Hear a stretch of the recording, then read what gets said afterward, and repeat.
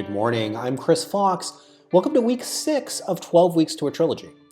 So it's been another interesting week. I didn't get a lot of new words down because I'm now fully into the editing portion of this challenge. I am almost done with the second act of Behind the Lines, so the first book's coming along great. I have 2 more days to get that ready, and I'll show you in the Scrivener document kind of where we're at and what I've done. But I am on track to have that book finished by the end of the day Friday. I'll do Planet Strider, the little prequel novella. I'm going to do that on Saturday. So by the end of Saturday, both of those are sent to Tammy, my line editor, and she'll start working on those. While she's doing that, I'll put 1 more week into the second book in the series, and we'll get that finished and fired off to her. So things are great. I am on track, and you'll see kind of all the work that I did this week in the Scrivener documents. But today, primarily what I want to talk about is the advantages to writing multiple books at once. This is something I didn't really understand because, I've never done it before. I thought that it would be cool. It seemed like it presented a bunch of advantages, but until you actually do it, it's not clear how much of an advantage it really is. So what became clear to me is as I was writing the first book, I had a lot of question marks. I didn't know who these characters were. I didn't know what Ganog civilization was like, or what their clans were, or how these clans related to each other, or what their history was. And as you'll see in the last part of the video, now I do. And that's really reshaped what I wrote in the first book. So when I went back to edit the first book and to clean it up and do my full rewrite, I knew so much more about the characters. And that really shows itself in the work. So it's a much, much stronger book than it was initially. The first draft wasn't bad, but the second draft is way better because it feels like a unique science fiction world. It was pretty generic on the first pass, but now I've added so many different layers, and these layers are kind of manifesting as I'm writing. It feels like it has depth, and I think that people are really going to like that. They're going to resonate with some of these characters, and they're going to wonder what lies behind some of the strange customs, races, and characters that I've created. So definitely a great advantage. I'll talk a little bit more about that in the last segment of the video. But for now, let's go ahead and jump into the recap portion. Okay, so as you can see, we jumped right into the Scrivener document instead of the spreadsheet. And that's because I'm tracking things a little bit differently in the edit this time. So normally I would meticulously track the number of words at the beginning of the editing and then at the end. And you know what? It just seemed like a hassle. It really did, and I wanted to focus on the writing. And so what I did this time around, I wanted to try something lightweight.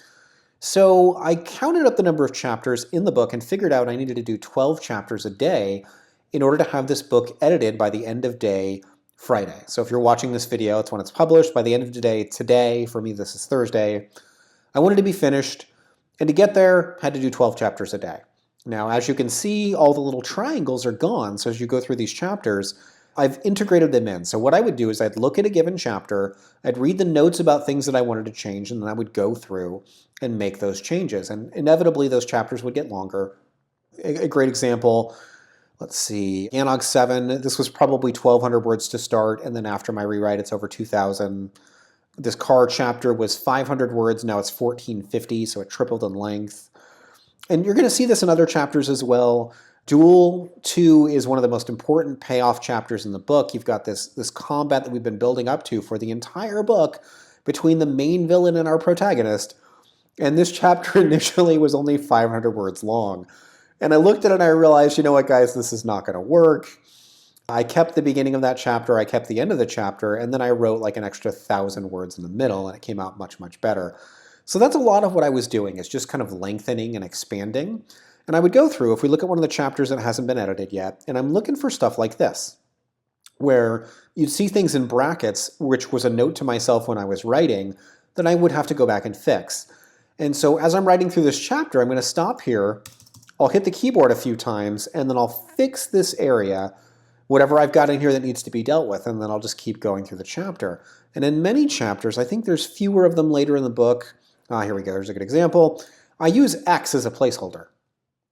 And I do this all the time. So there's all sorts of world names and Planet Strider names and NPC names that just aren't fleshed out. And so as I'm going through, what I'm doing is I'll pause and I'll make a name for that person or Planet Strider or planet or whatever it is, and then I'll keep going. So I started in the prologue, I fixed all of my little placeholders, I added description where I thought it made sense, and this time it was much, much easier to do because I have a better idea of who and what the world and universe is. I know who the Ganog clans are. I know who the Gorthians are and what they're trying to accomplish. I know all about this brand new coalition of united races that Nolan is a part of. And once you have an understanding of who all the characters are, there's so much context and backstory in your head that as you go back and you rewrite it, you realize, you know what, that person doesn't talk like that. Or I should describe them like this. Or, this just doesn't feel right to me, and so I'm going to delete that paragraph and rewrite it. And that was kind of what I was doing in this edit. If you want more information about how I do editing, I do have a video series on editing that kind of dives in depth into it.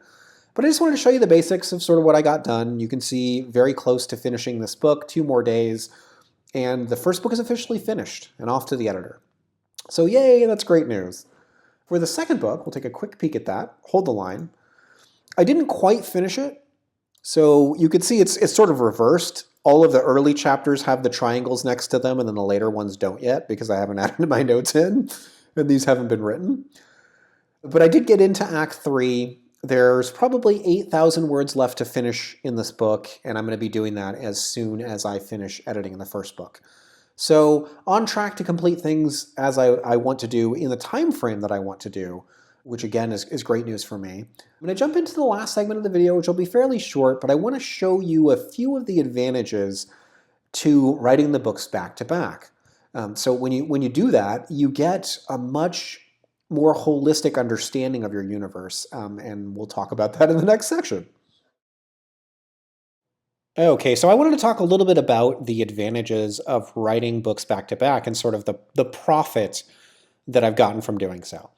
So what you're looking at here, this is one of my favorite characters. This is Carr. In the original trilogy, the Voidwraith trilogy, he was known as Carr Prideless. And he was a fan favorite. Everybody absolutely loved this character. And in this series, initially I had decided he was going to be a mech, just like Edward's. So his body has been destroyed.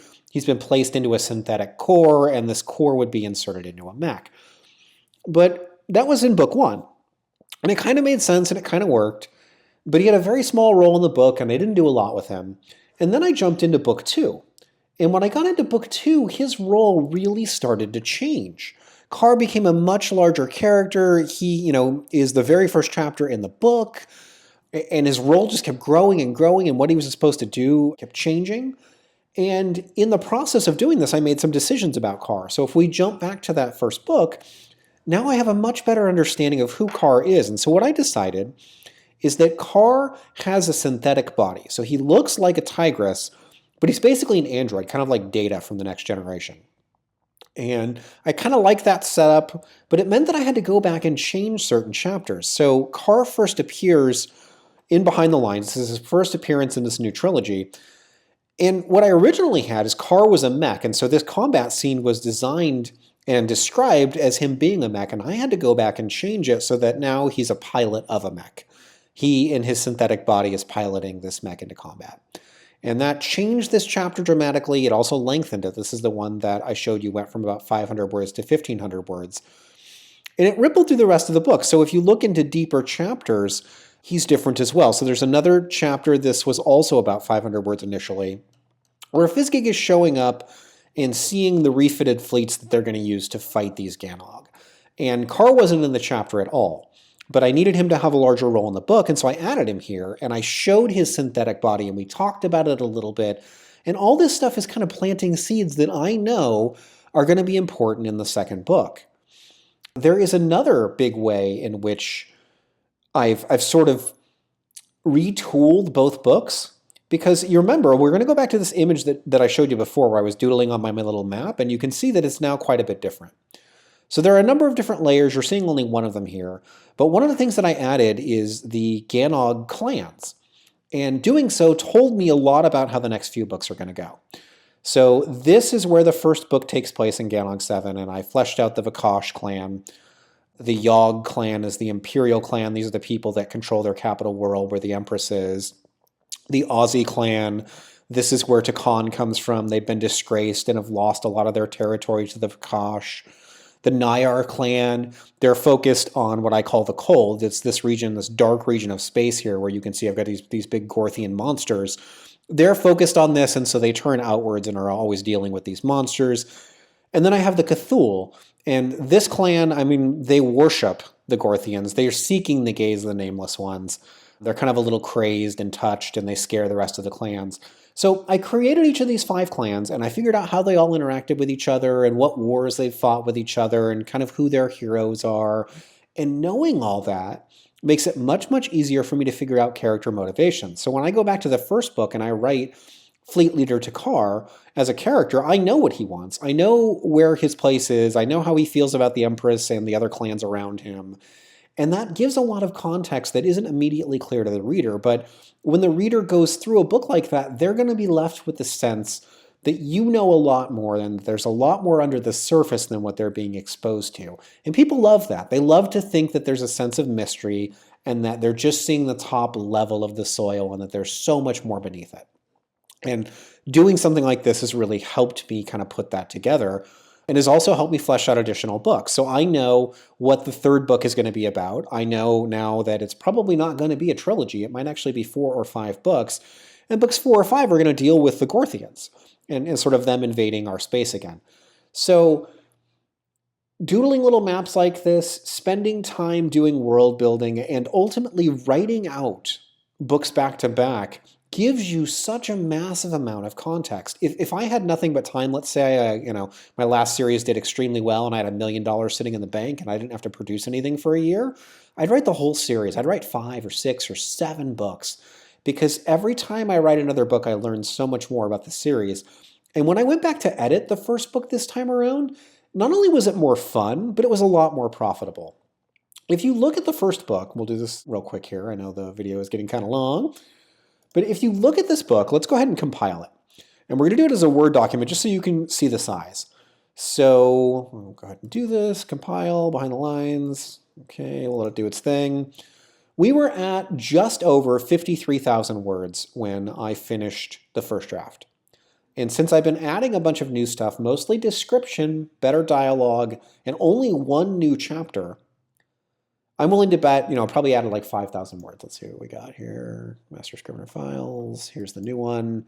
So again, we were at 53,000 words, and now we are at 58,541. So I've added 5,500 words to deepen this plot and make this book better.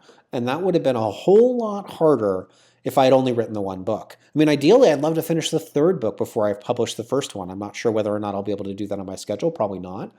But at the very least, I have a pretty good idea of what the 3rd book is going to be about. I've already started doing my pitch A for that, so you guys kind of know how I do a pitch A. I have my basics and I understand a little bit about what this plot is going to be.